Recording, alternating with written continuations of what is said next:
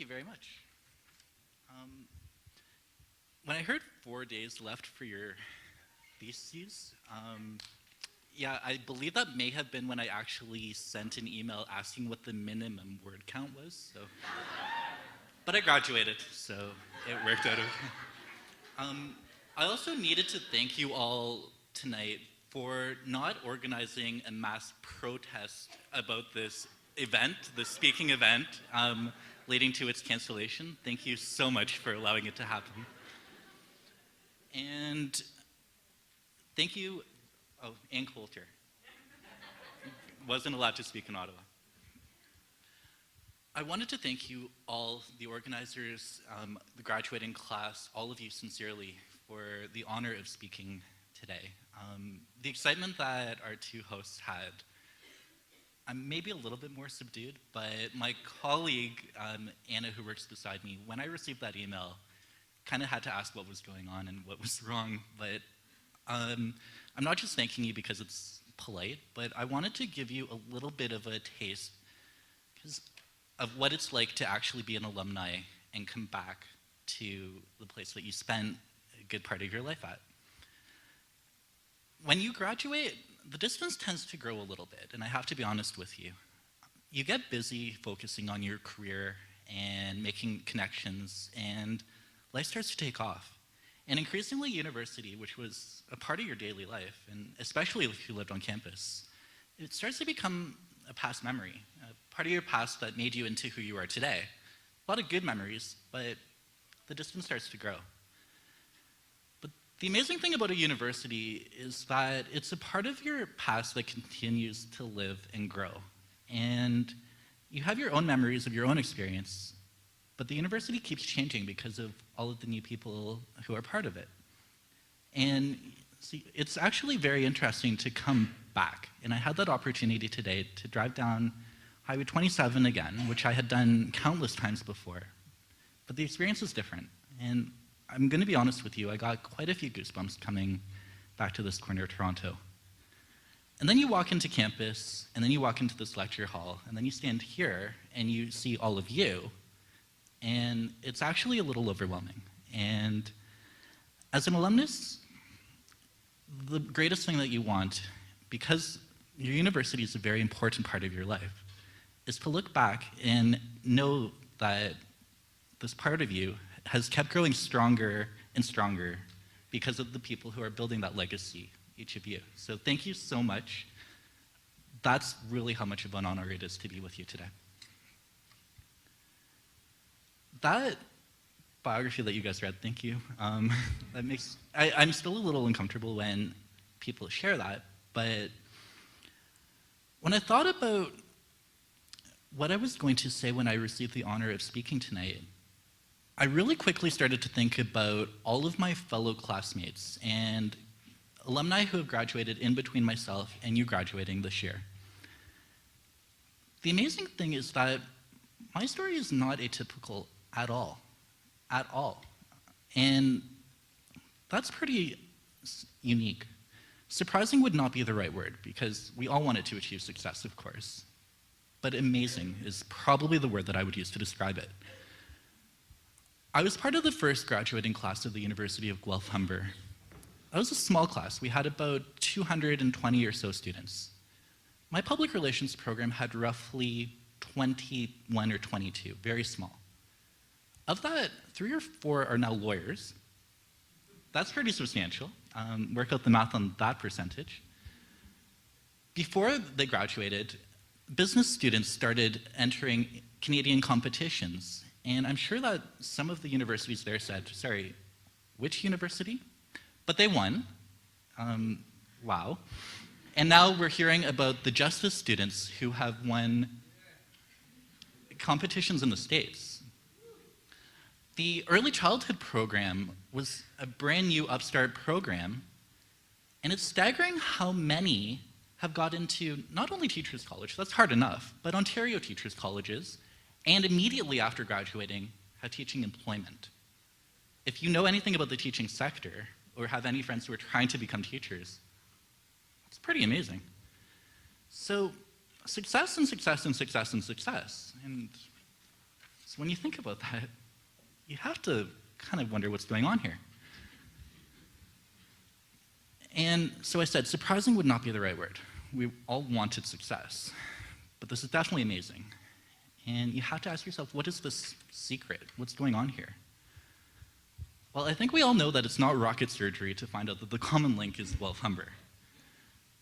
Fair enough, but let's go a little deeper. Let's find out what's going on here. It's not just that we all happen to graduate from Guelph-Humber. So when I was preparing the notes for this speech, I actually just used the template of a speech that I wrote 4 years ago when I graduated and got rid of a bunch of stuff. But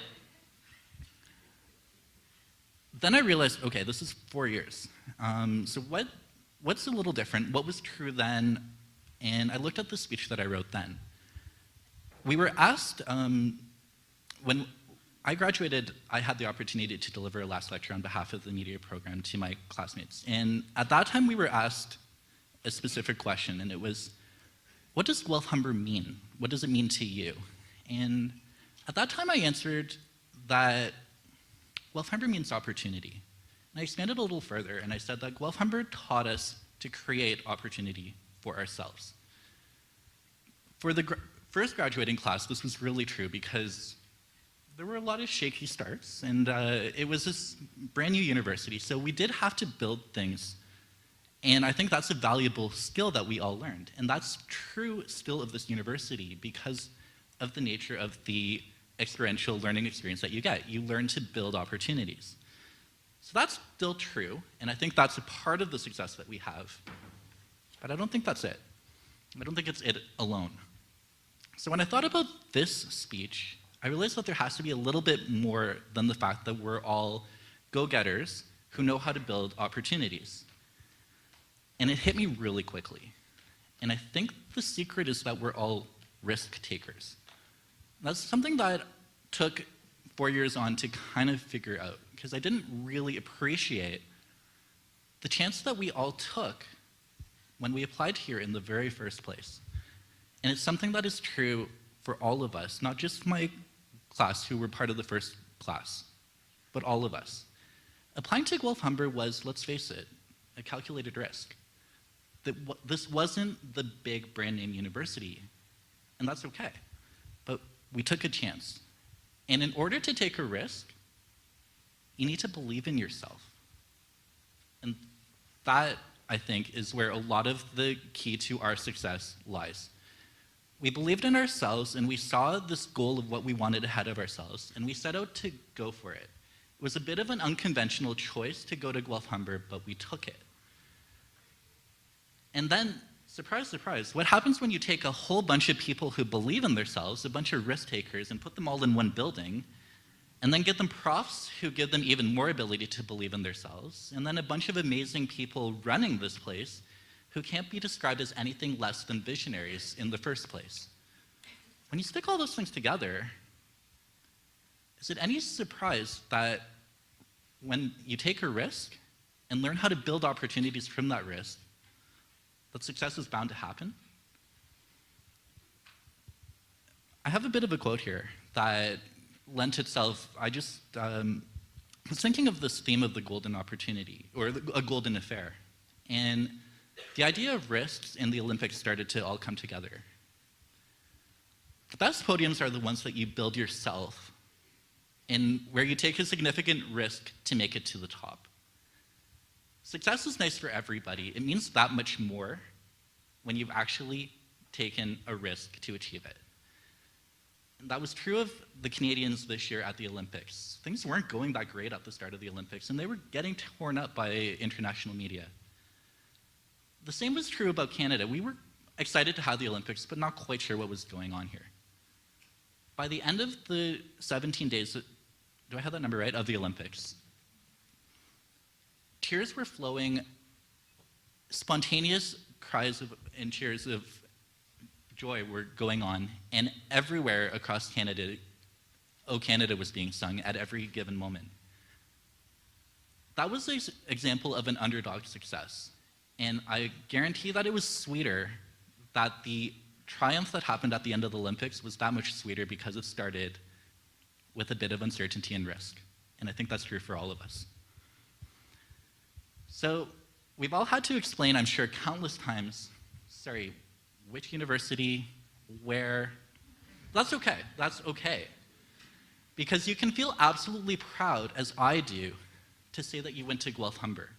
You can just know that success is what this university means.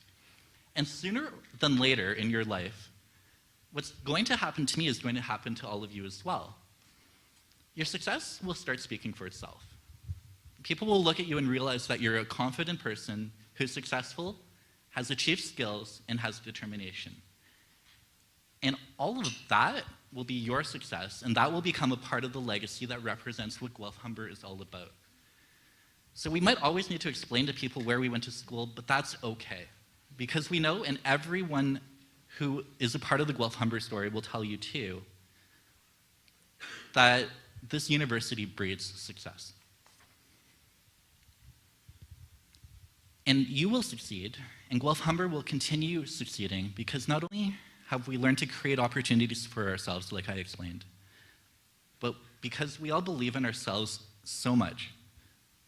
We believe in ourselves enough to take smart risks, which allows us to build opportunities. And when you match belief with risk and opportunity, success is going to happen. One thing that I also am supposed to do as an alumni speaker is to provide you a little bit of advice. One thing I used to do when I did speeches as a Guelph-Humber student through student leadership was a lot of top 10 lists. It was always Andrew's top 10 list for this or that. But as you get older, remembering 10 things becomes a little difficult. So I'm also probably running out of time. So I whittled it down to a top 5 list, a top 5 list of advice. And if you invite me back in another 5 years, it might just be, hey, Andrew's tip. And we'll see.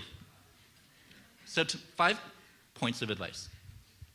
The first one is to find inspiration constantly, every opportunity you possibly can, from all kinds of different sources, because you need it in order to keep motivated. And I try to get opportunity really every day in learning new things in my job, from people, just walking down the street and seeing cool advertisements. I took most of the afternoon off of work today, which was nice. But before I went for dinner today, I met with a professor of mine from the Media Studies program. That was an opportunity to get some inspiration as well. She said something that was really useful, and I've wrote it right into the speech. See how inspiration is useful. I talked about risks. I talked about creating your own opportunities. She pointed out something really smart. She said, not every opportunity is one that you build yourself. Some of them have to come to you, but it's still a risk to say yes to an opportunity when it presents itself. So there you go. I got 1.5 pieces of advice. Always find inspiration, and also say yes to opportunities. Piece of advice number 2 is to find a mentor or two. Anybody who is successful has somebody that they look up to get new ideas and more inspiration. If you don't have a mentor yet, at some point you will have one in your career, or a friend, or someone who you just think is successful in career, life, whatever. Latch onto them and hold on to them. My internship supervisors, both of them, I'm in contact with at least weekly. This is going on 4 years now. It's fantastic. We share a lot of ideas back and forth. So a mentor is invaluable. Point of advice number 3 is something that I've only now started to figure out, and it's to simplify your life as much as possible. Going out of the gates after graduating is ridiculously fast and stressful. You're trying to make money, you're trying to pay rent, you're trying to get a job, you're trying to build your resume. It gets really, really out of control really fast. That's okay. But I'm going to say it right now, 4 years out, try really hard to keep some perspective on your life. Make priorities and go for them. And try to make sure that those priorities are the people in your life, the people who you really want to hang on to, and to have really good life experiences. Try to simplify your life. I'm really trying hard to do that now because things really got busy, and I'm so much happier now. Point of advice number 4 is to make friends from many different walks of life, ages, backgrounds, etc. I'm going to say this carefully. Don't feel tied down by friends you have now. I know that you have really good friends now, and cherish the ones that really matter. But don't be afraid over the next years as you meet new people to expand your social circle, because you're going to meet people who aren't necessarily geographically located near you, went to your hometown, went to your school. My life has expanded over these 4 years, and I've met people of all kinds of different ages. And going back to point of advice number 1, inspiration, my gosh, people who have different backgrounds or at different stages of their career are inspiring to me every day. This brings me to point number 5, and they're tied together. Point number 5 is to live your life with passion. So find something that you're passionate about and live it out. It might be your job, it might be other things. When I went and applied for the cruise line opportunity, I thought I was just going to be going and living out my life with passion to an extreme. I thought I would marry royalty and just sail off into the sunset. That didn't quite happen. But what I learned was that you don't have to set a trajectory that your life is, every single second is going to be the most amazing thing that you've ever done. It can be different parts of your life. And by meeting friends from different walks of life and realizing that they, at retirement, in senior years, at different stages of their life, have been doing exactly what they want to do, and sometimes that involves some cool changes, has reminded me that always throughout life, you can continue living your life with passion. The other thing I want to tail on to the end of that is to make sure that at least part of your passion at some point in your life is to give something back. It's never, ever too early to start thinking about the legacy that you're going to leave for yourself. Good news, this page says end, so we're getting there. Okay, as I was finalizing my notes for this speech, again, like I said, I looked back on the notes I wrote when I graduated 4 years ago. And as I conclude tonight, I want to repeat part of that speech that meant a lot to me then, and I think ties everything together now. And it's actually the conclusion of my speech from 4 years ago. At that time, a really wise professor of mine, inspiration, left me this quote, and I think it is incredibly fitting for the graduating class of Guelph-Humber. The quote goes like this: "Success is seizing opportunity. You can't win if you don't play." We've played and we've won because we learned how to create our own opportunities. That's what I said 4 years ago. And this year I hope that I've added the additional idea about taking risks and how risk builds opportunities for success. You and I, and my classmates, and all of the graduates of this fine university, each and every year, are going to win again and again and again. And in another 4 years, we're all going to look back. And I know that you too will have this incredible sense of pride when you witness the pool of success that just keeps coming from this place. And you'll be amazed, as I am now, at the legacy that we're building, a legacy of tremendous opportunity. A legacy that we've built because we all believed in ourselves enough to take a risk. And with risk comes opportunity. And wouldn't you say that the reward is just a little bit more golden when success is the result of a risk taken? I'm so very proud of each of you. I'm really proud to be an alumni of a university that is breeding so much success. And I'm so proud to very soon count among my fellow alumni each of you amazing graduates. Welcome to our alumni family, and I know that you are going to be every bit as proud as an alumnus as I am when I look at each of you tonight. Congratulations.